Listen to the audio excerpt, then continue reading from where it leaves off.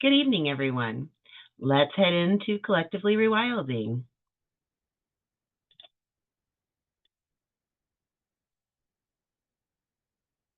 All right. Here we are in Collectively Rewilding. I've done some updating. Julia May, our Mighty Networks expert, has been guiding me. I have a lot more to do. Lots of changes so far to polish the space and make everything a little more, how shall I say it, descriptive of what's actually going on in an area or a collection. We're going to be adding the video guide tutorial to the Start Your Journey collection. I want to make sure everything is finalized. Miss Julia May is going to redo our little icons. We'll talk about the rewording that has happened. I just keep hesitating. I know that most of the community voted on having 4 or 5 state groups as opposed to 7, being the 4 different regions, the 4 quarters of the contiguous United States, and possibly having Hawaii and Alaska as their own space. However, in these areas, we already have resource guides, and some of them have quite a bit of resources in them already. And when you transfer a unit, as they're called, for the course structure to another space, they get messed up inside the unit. And with the Mighty Networks upgrades that have been taking place lately, you can no longer move lessons around in the units, which is a real frustration already. And certainly that would make it less than appealing to move those units. So Julia May and I will have to discuss that. I do really like the fact that the content for each of those different states is really clear, right? Now, as we've discussed, certain states like my current state, Utah, and my home state of Colorado have some corresponding regions for more than one of these spaces, right? Both Utah and Colorado can go in the desert states and in the mountainous states. There are other examples of that. And I still think that this is a good way to convey that information, right? So we'll all play with it, see where we go, see what we decide to do with the regional information, right? Those regional spaces here in our country, and totally changed some of the titling. Still, it's pretty well the same basic areas that we had before. I did move the off-grid desert greening as a collection. It had only one space, so I moved that space, greening the desert, into Nature's Spotlight. We'll probably rebrand this one and these as well. These are kind of boring icons, so we'll get something better going on in this area for sure. Then you have your community resources. I'm sure that this is going to get overhauled as well. So we don't want to do the video tour for the new Start Your Journey collection until we've gotten it a little more finalized. This is the whole move that we're going towards. It's a lot of fun, a lot of intense moments trying to get things like this accomplished when you have to spend so much time at a paycheck job. And that's a big part of the process here in Collectively Rewilding. As we gain content creators, many of those content creators are going to be new to the content creation process. And it does take a moment to find your footing, figure out how you want to present yourself. And all of that is increased when you consider how you want to run your business, etc. And that's what this whole process is about. All of us coming together, sharing our different expertise in the outdoor, the agricultural world, and growing our own businesses, our own nonprofits, whatever process that we take, along with those who are here to do the learning and not as interested in putting out the content creation. Lots of fun, lots of stages to still grow together through. We will be taking your input as we continue on. We definitely want to hear what you think of everything that we're doing. We have a vote in the featured right now. If you come in to We're Picking a New Logo post, you can pick one of the 3 shortened or abbreviated logos for Collectively Rewilding, CR. Very fun, lots of variety even there, things you've got to decide as you're moving forward, and we really want to showcase that process, as well as showcasing the process of putting in our own physical garden here at Collectively Rewilding. Showcase seems to be the highlighted word of the moment.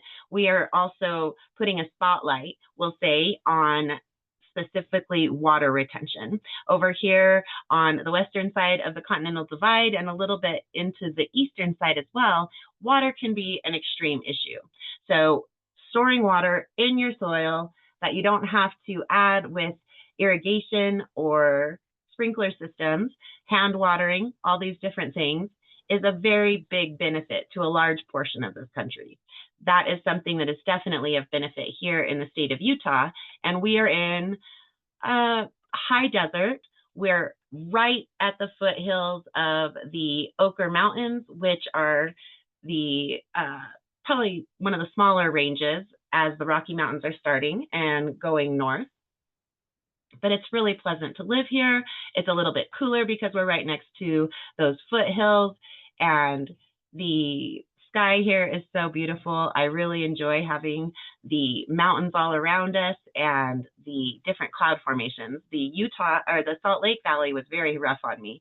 I did not particularly prefer their cloud formations, and I love to look at the sky. And over here in the Tooele Valley, it is much more comparable to my hometown of Cortez, Colorado, where the skies are so glorious. And here, it's not quite as good. I mean, I might have just a slight bit of bias, but it is gorgeous. And we have mountains all around that we can actually see here on the property and should be able to see even as they develop towards the west over here. So really nice.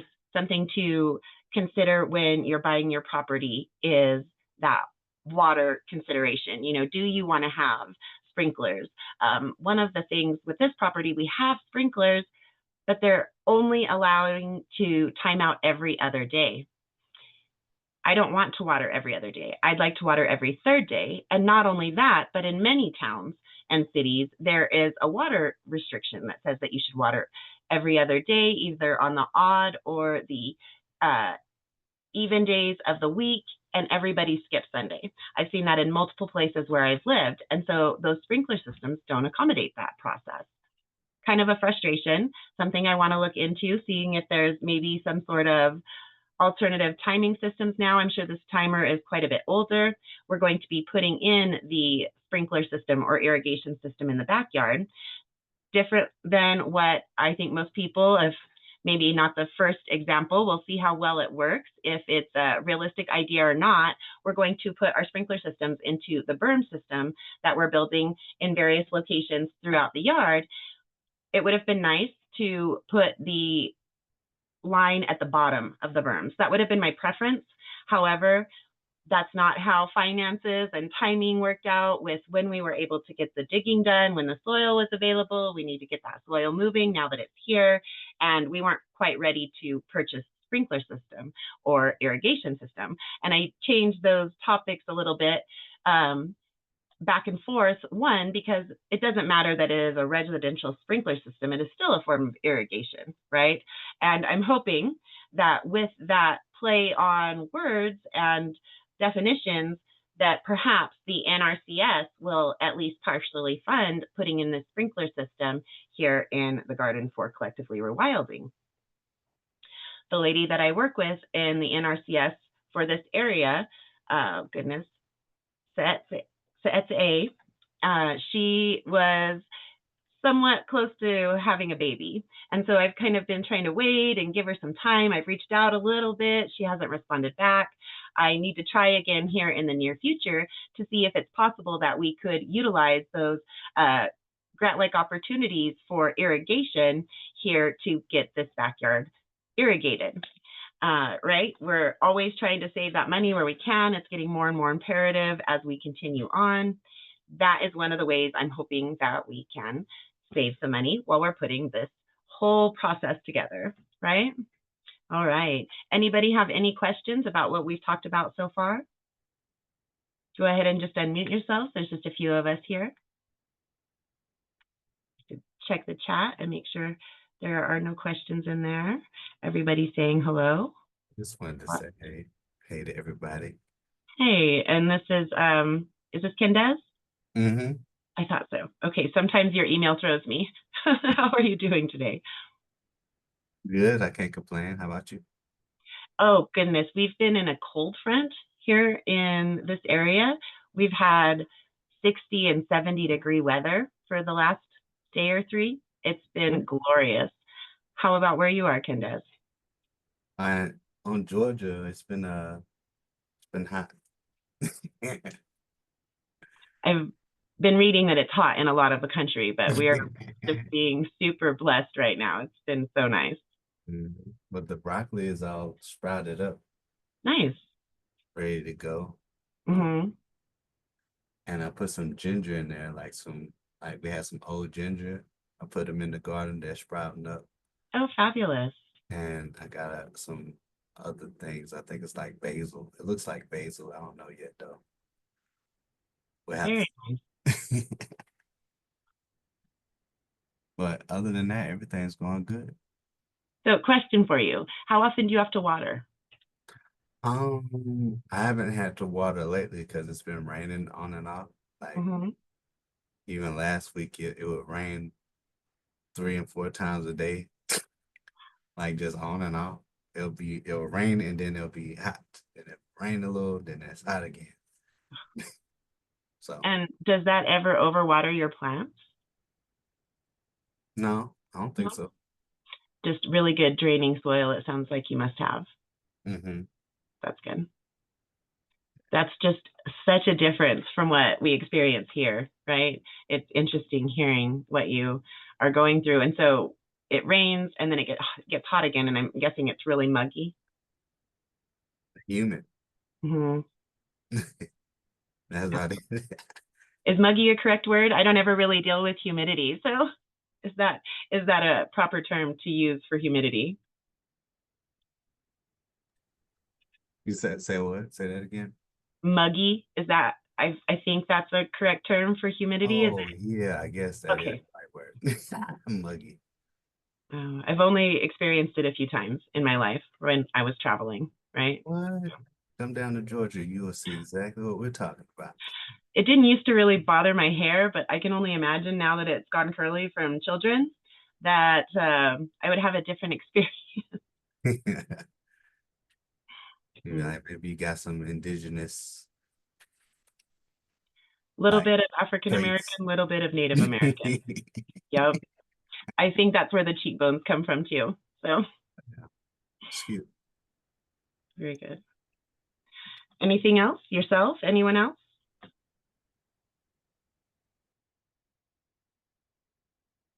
All right. So we're definitely having a lot of fun with this transition. The household hasn't felt very well for this last week. So luckily, this was the time to start weaning the yard off of watering. The seedlings on the side yard were like much of the backyard. I'd see them come up, I'd see a bunch of them, and then you'd see still a bunch of them, but they never really gained any maturity and all just kind of slowly disappeared. So I've stopped watering that and just allowing the softer, less problematic weeds to come up over there to get that soil started in the process of healing. The top layer is really good. As I've mentioned, we were able to get the mushrooms to sprout prolifically, not inappropriately, not an infestation, but just nicely in that environment of wood chips on top of the very degraded soil. It wasn't dead. There were a decent scattering of weeds, better than in the backyard, right? Dry, cracked, nasty weeds. Initially, the tumbleweed, actually. They were small, but there were a multitude of tumbleweeds growing over in that side yard when we first got here. We were able to pull so many of them out and mulch over the others that I've just been pulling a few up here and there in that side yard. So that's our least concerned area. We will eventually do quite a lot with it. As I've said, we have a decent sized residential property. However, it is a residential property. So to get a tremendous amount of output, we'll have to be very creative. And one of the great things about these soil structures that we are building here in Collectively Rewilding is that they also increase the amount of arable land that you have. So the sunken garden goes down where it would just have had, you know, as a comparison, this much land. Then going down in that same area, there are steps. So that probably more than doubles that little area of space, maybe not quite triples it. All of the berms, whether they have swales or not, instead of just being a flat little piece of land, they'll have an up and downside. Though it's small, it will still pretty well double that little piece of the yard or the land there.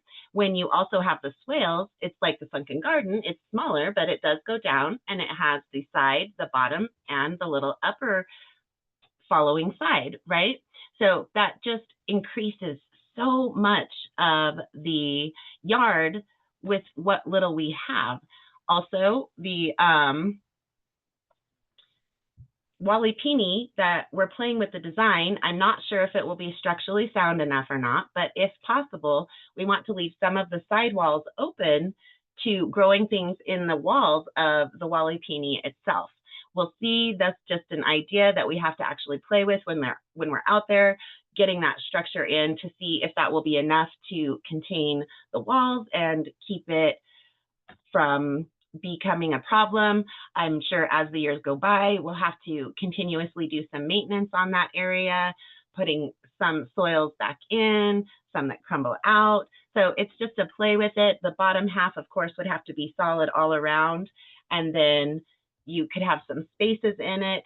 It was an idea that came to me because of one of the Mother Earth News articles that I read, where a school had created a completely indoor environment, and their walls had little circles in diagonal stripes, and they were growing through the walls. I thought, wow, that's a really good idea. I wonder if I could apply some of that to the Walipini. The more I think about it, the more I'm not sure.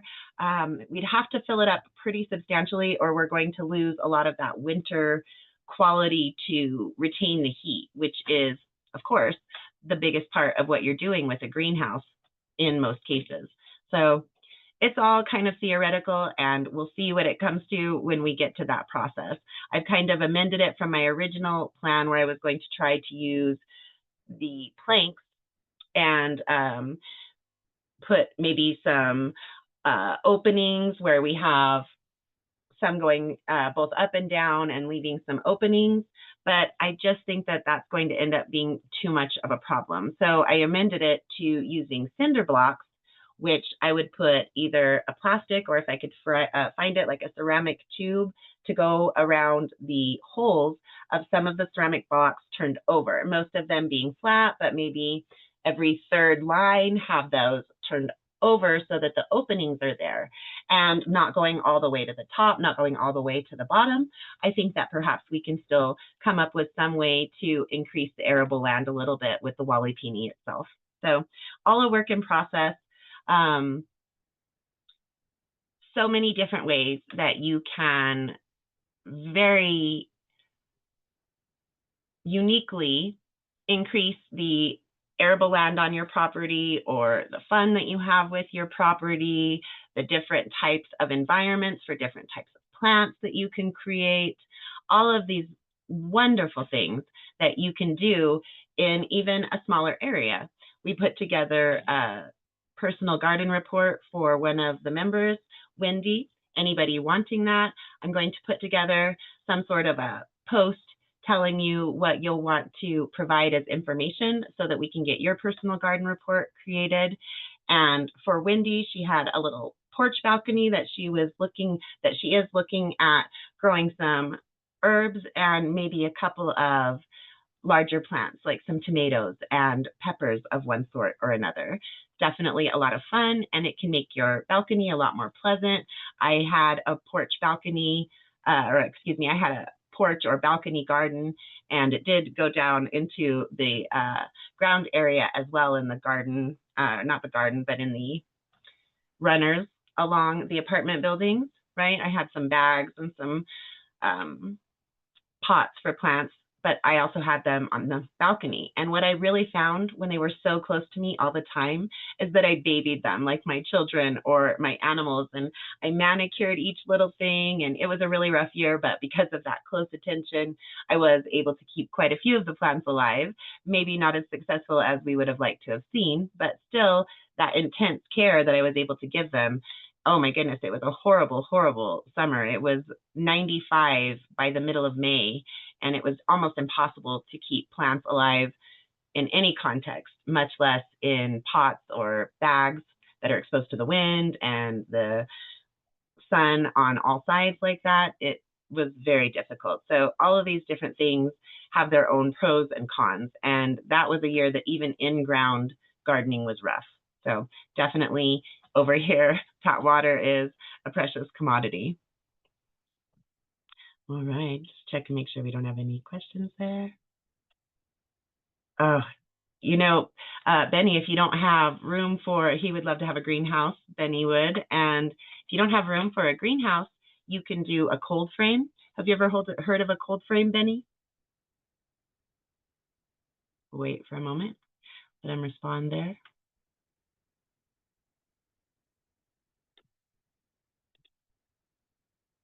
All right, so a cold frame is a shallow square or rectangle that you dig down depending on your area. I would guess that you probably get pretty cold. So 6 to 10, maybe 12 inches, as long as it's still able to get good sun. And then you can use a repurposed window frame. You can build a box for it, or you can put it directly on the ground around that depression that you've dug out, and you have a mini greenhouse. And you can, of course, make more than one. It's a very inexpensive way to get things started earlier in the season without having to have the full expenditure of a greenhouse. It's a really wonderful option. I believe I've posted some literature on it. Let's check it out. Oh. There we go. And Tammy's probably posted some as well. I wouldn't be surprised. Looks like there's a good amount out there for you, Benny. Let's just take this first one here and tag you on that. A very simple, relatively easy, even if you're hand digging, which most of us would be. I haven't gotten to that process here. I didn't even have time to think about where I would want a cold frame on this property. Also, we hadn't gotten and still haven't quite gotten to experience the full year of sun patterns on this property. So cold frames you really want to have in the best sunny location in that late winter to early spring. So you want to know your property well enough to know that time of year where your sunniest areas are before you put a cold frame in. And so I still haven't really thought about it a lot. I have watched the sun's trajectory quite a bit. However, cold frames are probably somewhat down the way for us, having the Waliipini in progress already. I definitely will want to do some cold frames simply as an example to others, the process of putting one together, just like we're doing here with all of these different structures that we have, and the video documentation that I hope to get back to. It's, again, just a lot of dirt work, right? But moving the dirt that came from an 8-foot wide, 15-foot long, 4-foot deep hole in the ground is a lot of dirt work.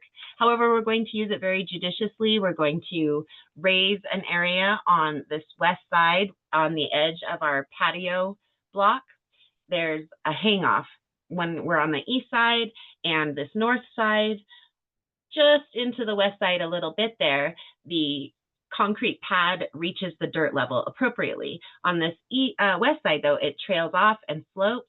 We want the water to go into the garden, not slope down and be lost to the other property that hasn't been designed yet, right? Our neighbor Bart, he's basically given me carte blanche to play with it over there with respect to his outside railroad tracks and gadgets that he's going to put together over there. He wants to incorporate that into his garden. It's just going to be so much fun.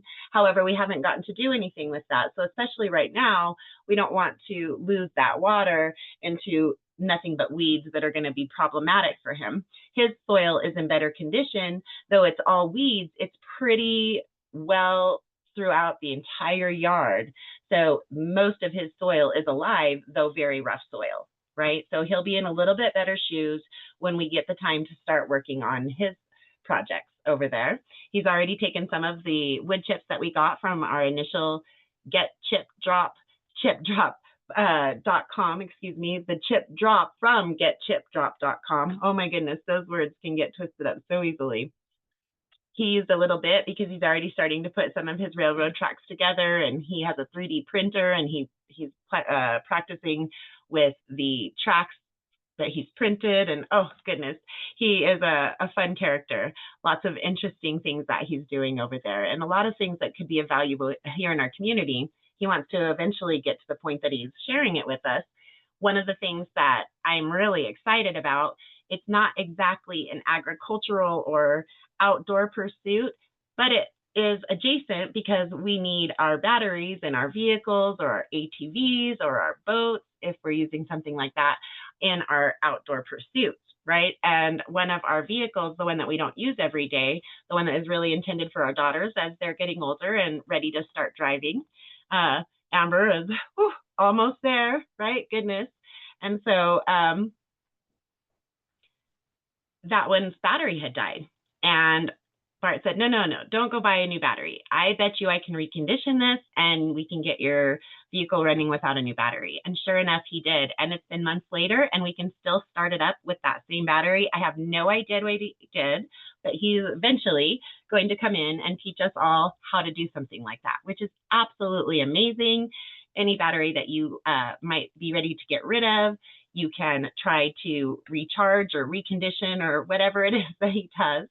And especially for those of us who are interested in things like wind generation for electricity, solar generation for electricity, battery banks, right? That's a cheap way to get started with a battery bank, reconditioned batteries that are going to be given to your local, like Walmart or wherever takes the recycled cores or whatever they do with those, right? Lots of toxic chemicals in those batteries. So you always want to take it to a licensed handler. I don't know if they recycle them or what they do with them, but there's definitely places in each town where you should be able to take your old batteries and safely dispose of them. And if we could repurpose them instead of disposing of them, eventually they will die. But to get that extended life out of a battery, wow. And so lots to come from the fun neighbor next door as we work on his property and he starts teaching us some of these things that can apply to our outdoor lives, although maybe a little bit adjacent. He wants to work on a generator from compost that powers, I can't remember what he wanted to power with it, but he wants to do a lot of fun little things like that. And of course that has application, especially for those who want to do things like go off grid, right? So lots of fun to come as we continue to build as a community and content and outreach, all of these fun things, going nonprofit so that our membership can always be free. Such a fun step, but it takes a lot of work, right? So definitely keep an eye as we change what we're doing to get further and further with this process, and let us know what you think about it all, right? A lot of fun things. All right, guys, any questions, any thoughts? Let's check out that chat. Yeah, Benny, and he thought it was a good idea for the cold frame. One of the things that I'm going to do, and I lost my tab, so let's just go over here, and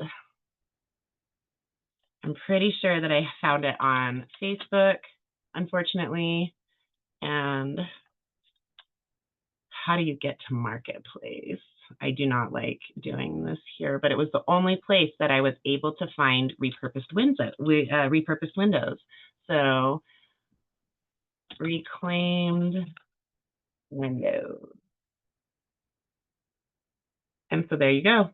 You have the different options in your area for reclaimed windows. All right, see, isn't that cute? You can definitely do something fun with it. This is something that I actually am going to be employing in our Walipini. I want to take these repurposed windows. I've looked it up, not for a cold frame, like what Benny and I are discussing, but for the Walipini itself. And this is such a cute example. I'm definitely saving this picture. There's no doubt about it. Let's just look at it a little larger there. Very, very fun. I'm sure they did all of the painting for these older windows. And of course, they've used other materials. So it looks like these might have been some of them, some reclaimed wood as well. That is absolutely one of the things that we want to implement into our Walipini here. Repurposing, keeping it out of the landfills, adding some character, and of course, saving money. Lots of ways to save money and do these fabulous things in our yards and our properties, whatever, our balcony porch, anything like that. Of course, it's always something to think about when you're in the city area, to look at community gardens. If you don't have a balcony or a porch, especially, sometimes you can do rooftop gardens.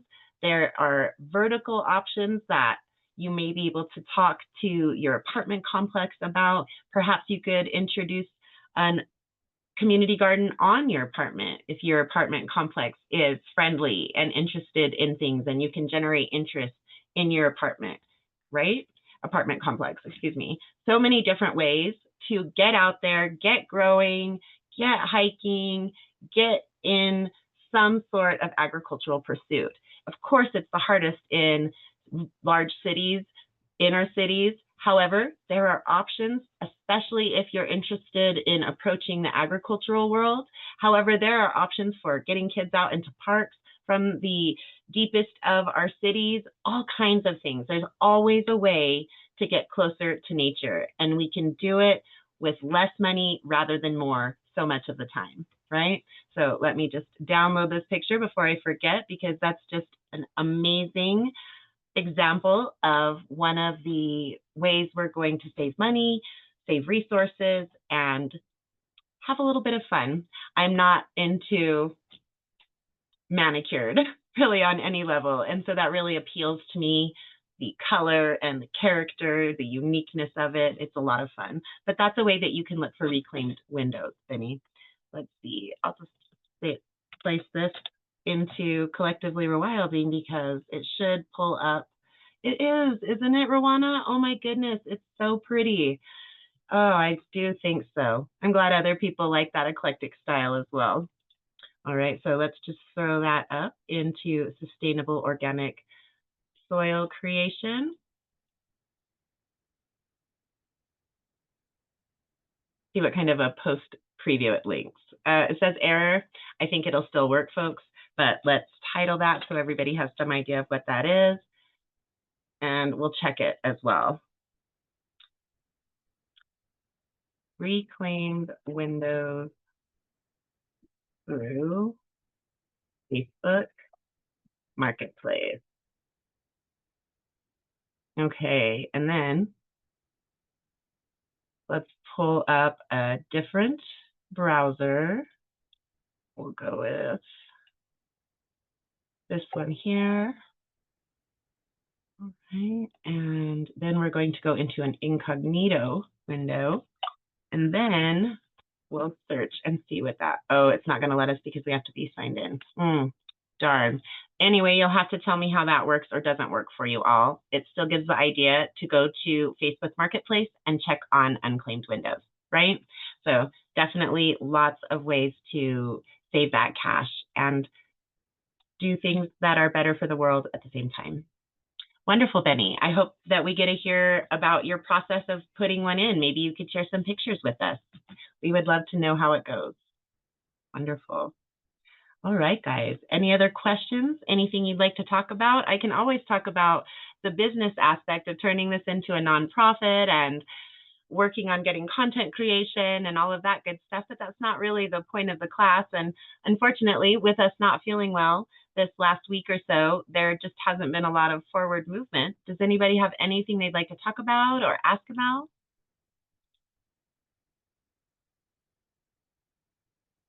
You're very welcome, of course, Benny. It's always so wonderful. So how's everything going with Megan and lots of struggle for Miss Megan right now, unfortunately. So we're at a little bit of a stall point there. However, she is utilizing resources to try to get past this moment that she's got to deal with. I don't want to share personal details that I don't have permission to. She'll probably tell you guys all about it. You know how open she is, but I'm not exactly sure when we'll get back up and running with that. I am going to move forward with some things on my own. So that's a really good thought. Let's go ahead and look at the calendar really quickly for Let's Go Help 2, when our next nonprofit class is. And I can't think of what we titled that perfectly there. Let's jump into our calendar. And that is going to be, I believe, on Thursdays. No, apparently not. Have I just paused? There we go. Okay, I just put it back quite a ways. I was worried it wasn't going to be up and running, and that is supposed to be for Tuesday. Okay, so Tuesdays, and I may try to find some of the old classes and put them back up in the queue so that I can do some things here locally that my SBDC mentor recommended. That is absolutely a part of something that Megan loves to talk about. However, it's not necessarily a specific item on the list, I don't think. Let's just check really quickly. It's working with partners in your area that are larger nonprofits and things like this. And so that is definitely a part of Miss Megan's process. So let's just see. I know it would be further down.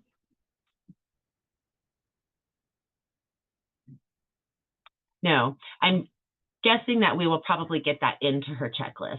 That's part of this process. We really want to finalize it, not only for this class, but for the overall community to turn into a nonprofit, to go nonprofit, all of these pieces for Collectively Rewilding and for Let's Go Help, as well as for Megan's business.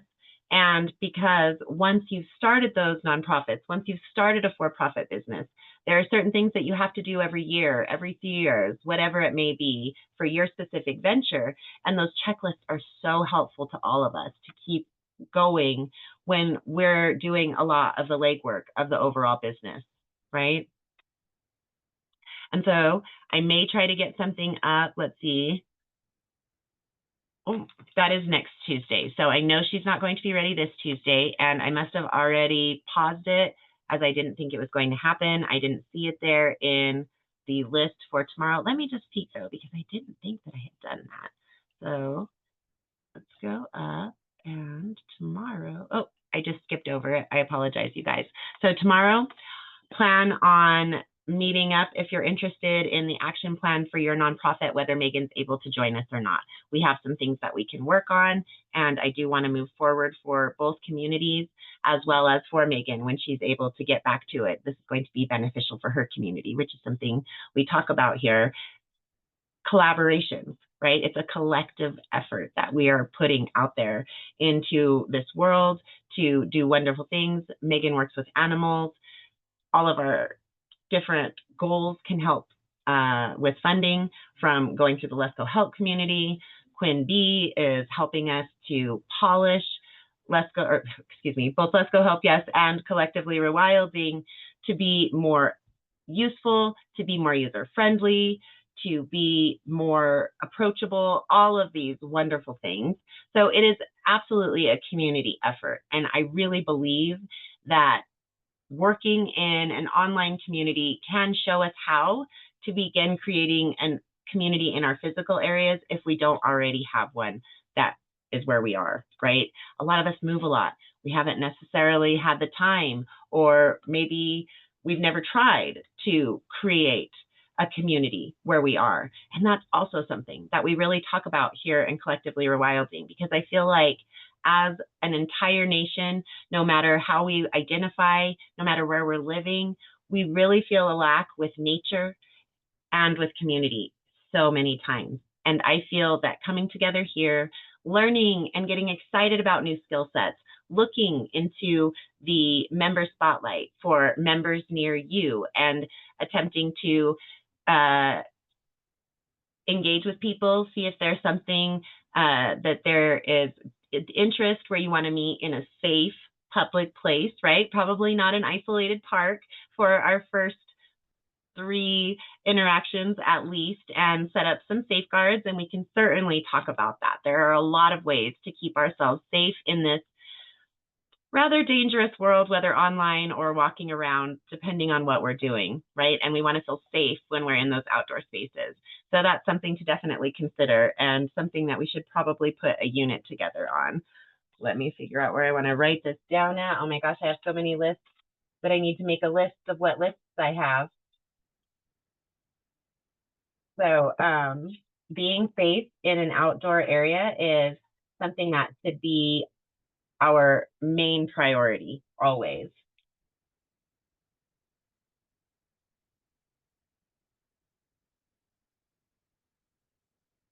We do have a lesson on safety in the garden, which is, of course, another area where we want to be safe and where some things can happen if we're not knowledgeable and careful about what we're doing that could be dangerous, right?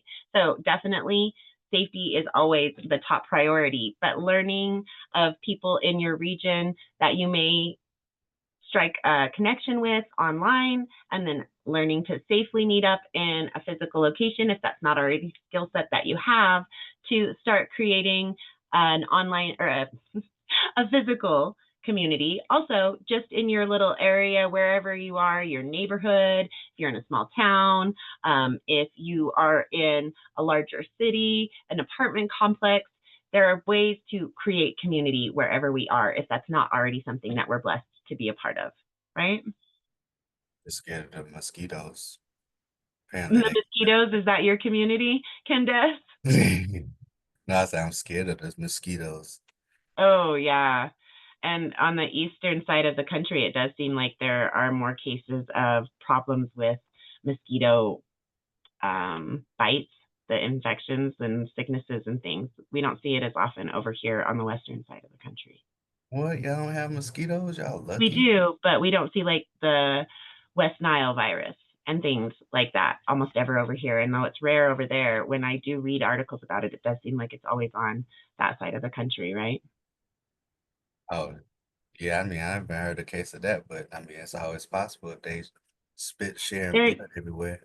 they're usually more towards the East Coast, right? Mhm. Not necessarily like Georgia, Louisiana, but yeah, when I've read about it, it always does seem like Florida does seem like I've read about it there quite a bit, maybe New York.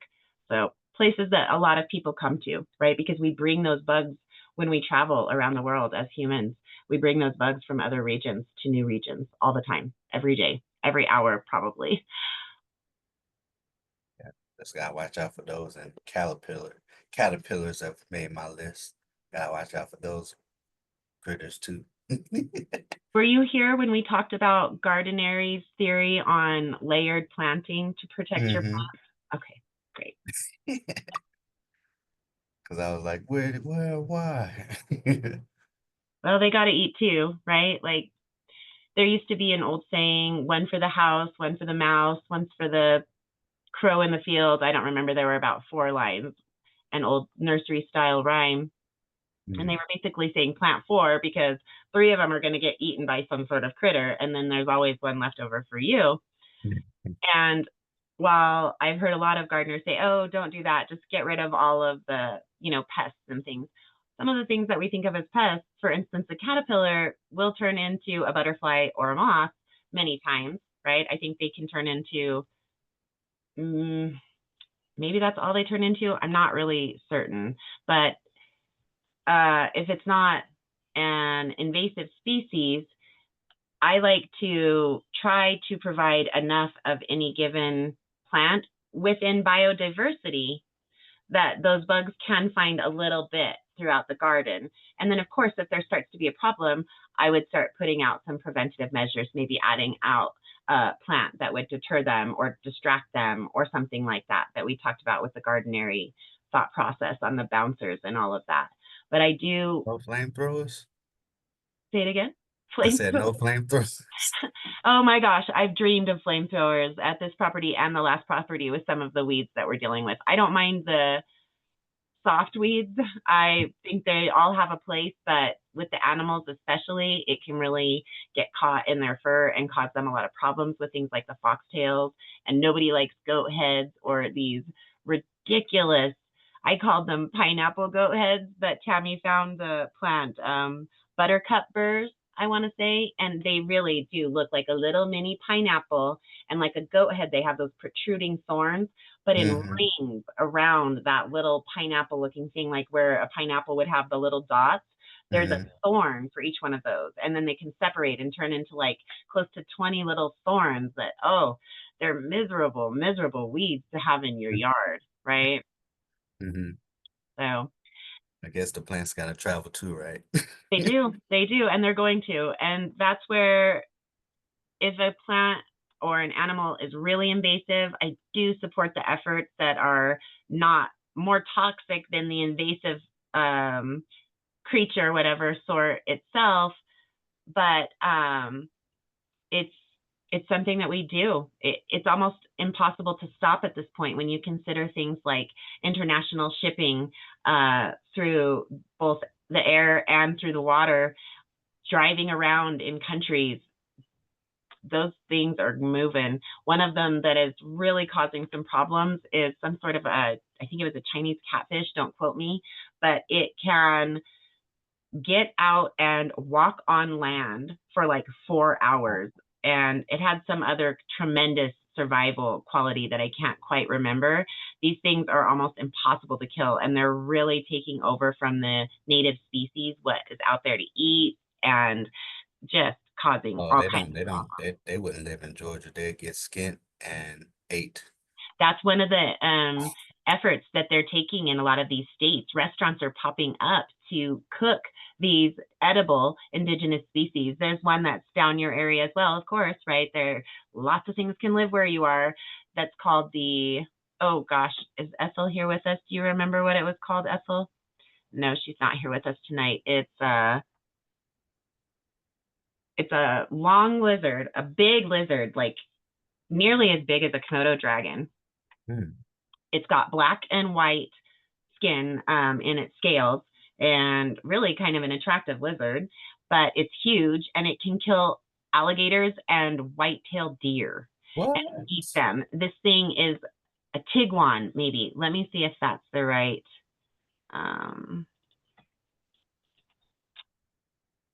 No, something like that. That's a car.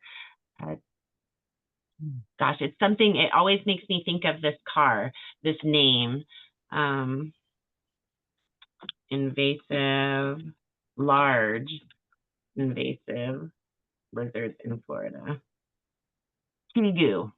These tigu. Oh my gosh. But you sent me stuff? Say it again. Oh. I couldn't catch what you said there, Candace. Oh. Oh, nothing. Were you just like saying like, oh my goodness, or something like that, like an exclamation kind of thing? The Argentinian black and white tigu and the Nile monitor are invasive species. And this black and white tigu, they're good eating, I guess, but they're a problem. Obviously, if they can eat an alligator or a deer, they would be a danger to humans as well, right? So real problem that's coming our way, and they're warm-blooded lizards. Let me just make sure that that's my memory. Tigu, warm-blooded. There you go. The Argentinian black and white tigu exhibits a unique form of endothermy during its mating season. This means it can raise its body temperature above that of its surroundings. So it has the ability to go further than like an alligator or a crocodile or these different creatures that do get introduced in Florida and the South that are so harmful. They don't survive in the colder areas many times, but this tigu may turn out to be an exception. So crazy what these invasive species are doing. Check out the chat there. Yeah. Collaboration is a beautiful thing, Benny. And those are some crazy invasive species that are in our country and steadily heading further and further in, right? All right, everybody, let's check out what we've got going on for our next meeting. That will be this Thursday here in Collectively Rewilding at 7:30 p.m. Pacific, 8:30 p.m. Mountain, 9:30 p.m. Central, and 10:30 p.m. Eastern for Gardens and More Q&A. We will have tomorrow in the Lesko Help community, as we've talked about, for those interested in joining the grant and grant-like opportunities that can be found in the agricultural world. We do that kind of discussion here in Lesko Help, and we will be having the action plan for your nonprofit, hopefully with Miss Megan, but I really don't think so, guys. And that will be at 3:15 p.m. tomorrow Pacific, 4:15 p.m. Mountain, 5:15 p.m. Central, and 6:15 p.m. Eastern. So I hope to see you all there in those upcoming classes. Lots of fun things to talk about, and hope you all have an excellent week. Please feel free to unmute yourselves and say goodnight, everyone. Good night. Thank you. Night. Thank you, Candace. Lots of Good interesting. night. Good night. Good evening, everyone. Thank Bye, you. Tammy, Benny, Sabrina, everyone. Bye, everyone. Anita. Guys, Vanessa and Rowana joining us for the first time. Good night, guys.